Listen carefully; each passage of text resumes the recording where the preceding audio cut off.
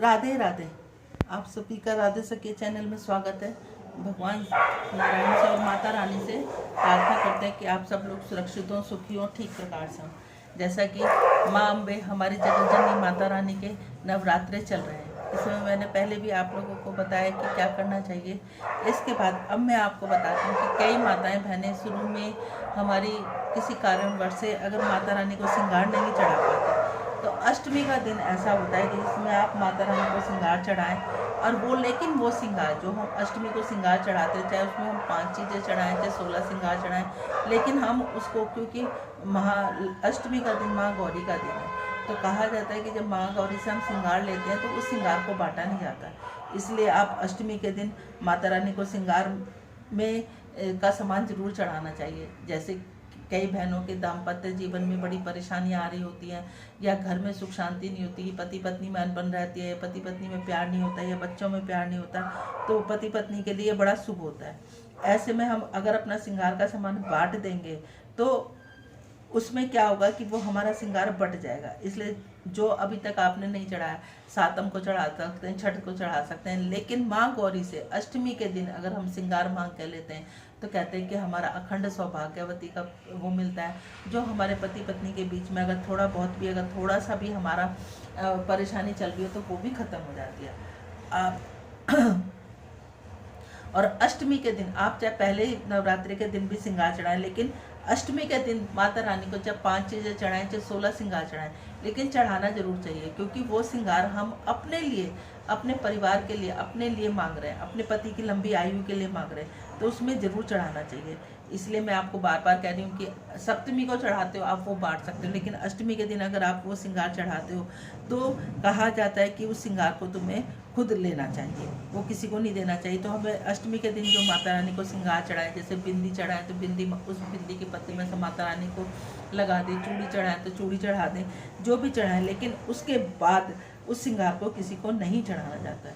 कहा जाता है कि जब भगवान शिव जी को प्राप्त करने के लिए माता ने अपना रूप जो कि एकदम से सांवला कर लिया था, यानी कि तपस्या इतनी कठोर हो गई थी कि उस तपस्या के प्रभाव से उनका शरीर एकदम काला पड़ गया था, और काले पड़ने की वजह से आपने देखा होगा कि माँ काली का स्वरूप भी काला ही माना जाता है, वैसा ही काली हो गई थी। उसके बाद भगवान शिव के आशीर्वाद से उन्हें गौर वर्ण की प्राप्ति हुई। गौर वर्ण की प्राप्ति होने से उन्हें महागौरी कहलाई गई, और 8वें दिन महागौरी की ही पूजा होती है। और एक चीज़ यह समझ लीजिए कि माँ गौरी को ये सब चीज़ें अर्पित करने के मात्र से सुहाग में वृद्धि होती है। वृद्धि के साथ साथ आपके पति और पत्नी के जो रिश्ते मजबूत बनते हैं, सबसे बड़ी बात है। क्योंकि देखिए, घर में लड़ाई झगड़े होते रहते, वैसे ही घर में बरकत नहीं होती, घर में लक्ष्मी का आगमन नहीं होता। यदि हमें घर में लड़ते रहेंगे तो घर में कभी भी, घर में अगर लड़ाई झगड़े होंगे, कहा सुनी ज़्यादा होगी, चाहे वो पति पत्नी में हो, चाहे बच्चों में हो, चाहे सास ससुर के साथ हो, वहाँ कभी भी लक्ष्मी का वास नहीं होता।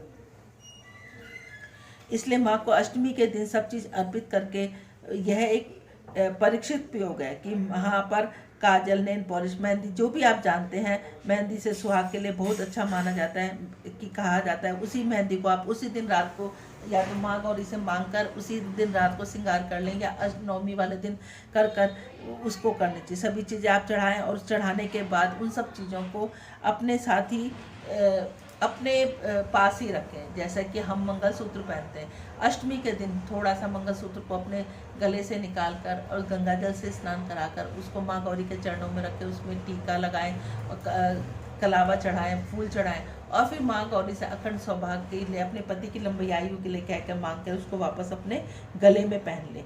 ऐसा करने से हमारे पति पत्नी के संबंध मधुर हो जाते हैं। हमारे घर में अगर बच्चों के संबंध मधुर नहीं होते तो वो संबंध मधुर हो जाता है। हमारे घर में लक्ष्मी का आगमन शुरू हो जाता है। हमारे घर की जो भी समस्याएं हैं वो सब अपने आप ही खत्म होनी शुरू हो जाती हैं।